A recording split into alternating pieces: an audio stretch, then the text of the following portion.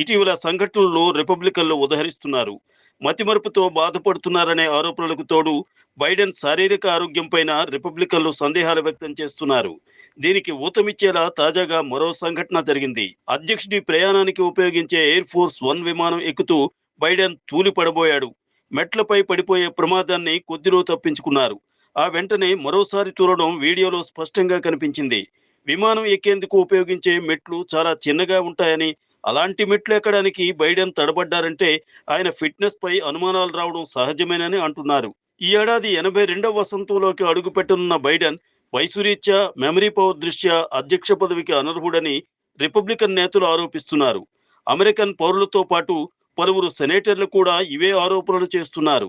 తాజాగా విమానం మెట్లు ఎక్కుతూ బైడెన్ తూలిపడ్డ వీడియో సోషల్ మీడియాలో వైరల్ గా మారింది. దీంతో బైడెన్ వయస్సుపై, ఆయన ఫిట్నెస్ పై మరోసారి చర్చ జరుగుతోంది.